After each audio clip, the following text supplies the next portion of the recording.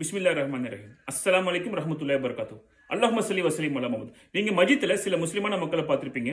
Every ஃபர்து பேருக்கு அப்புறமும் இந்த மாதிரி தலையில கை வச்சு இந்த விரல வச்சு ஒரு ஜிக்ர் ஓதுவாங்க. சில முஸ்லிமான மக்கள் இந்த மாதிரி விரல ஓதி இந்த மாதிரி கண்ணில் தடவிப்பாங்க. இந்த மாதிரி prophet Muhammad piece B upon எந்த மாதிரி ஜிக்ரும் நமக்கு கற்றுக் கொடுத்து போனது கிடையாது. இதுக்கான அத்தன்டிகேஷன் ஹதீஸ் எதுலையுமே கிடையாது. அப்போ நம்ம ப்ராஃபெட் எந்த மாதிரி ஜிக்கிர் எவ்ரி ஃபர்து பேருக்கு அப்புறம் நமக்கு கற்றுக் கொடுத்தாங்க, என்ன மாதிரி அத்தன்டிகேஷனாக ஜிக்கிர் இருக்கு. எவ்ரி ஃபர்து பேருக்கு அப்புறமும் நம்ம அஸ்தகுஃபிருல்லா 3 times ஓதுறது மூலியமா பெஸ்ட்.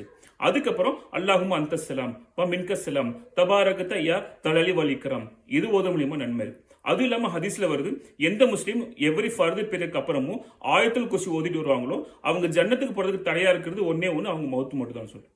இன்னொரு ஹதீஸ்ல வருது, ஃபஜ்ர் பிரேயருக்கு அப்புறமும் மக்ரிப் பிரேயருக்கு அப்புறமும் யார் இந்த ஜிக்கிர் அதே இடத்துல உட்காந்து யார்ட்டையும் பேசாம இந்த துவா ஓதுவாங்களோ அவங்களுக்கு எல்லாம் 10 நன்மை எழுதுறான், 10 பாவத்தை மன்னிக்கிறான், 10 உயர்ந்த அந்தஸ்து கொடுக்குறான், ஷைத்தானை விட்டு அந்த ஹோல் டே எல்லாம் பாதுகாக்கிறான்னு சொல்லிட்டு ஹதீஸ் வருது. ஸோ நம்ம முடிஞ்ச அளவுக்கு ஒவ்வொரு முஸ்லிமான மக்கள் என்ன பண்ணும், எவ்ரி ஃபர்து பேருக்கு அப்புறம் இந்த அத்தன்டிகேஷனை நபி ஸல்லல்லாஹு அலைஹி வஸல்லம் நம்ம கற்றுக் கொடுத்த ஜிக்கிர் செய்யறது மூலியமா நம்ம அல்லாஹ்ட்ட நெருங்கிறதுக்கு சான்ஸ் இருக்கு.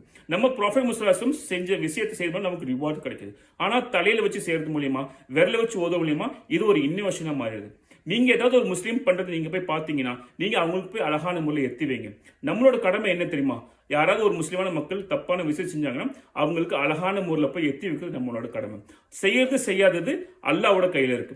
அவங்களுக்கு அல்லாஹ் ஹிதாயத்து கொடுத்தானா கண்டிப்பா அல்லாஹ் அவங்க செய்யப்பான். கேட்க போனீங்கன்னா என்னோட டீனேஜ்லயும் நானும் இந்த மாதிரி விஷயத்த தலையில கை வச்சு செஞ்சிருக்கேன், விரல வச்சு நானும் ஓதியிருக்கேன். ஆனா இது செய்யறது தப்புன்னு சொன்னதுக்கு அப்புறம் நான் அன்னைக்கு வந்து ஸ்டாப் பண்ண ஆரம்பிச்சிட்டேன். ஸோ நம்ம முஸ்லீம் ஒவ்வொருத்தருமே என்ன கடமையா இருக்கு, என்ன ப்ராஃபெட் முஹம்மது ஸல்லல்லாஹு அலைஹி வஸல்லம் செஞ்சாங்களோ அதைப்படி செய்யணும். நம்ம இஸ்லாத்துல எதுவும் புதுசா இன்னோவேஷன் பண்ண ஆரம்பிக்க கூடாது. ஸோ இன்னோவேஷன் பண்ற மூலியமா நம்ம ப்ராஃபிட்டும் விரும்புறது கிடையாது, அது அல்லாஹ்வும் விரும்புறது கிடையாது.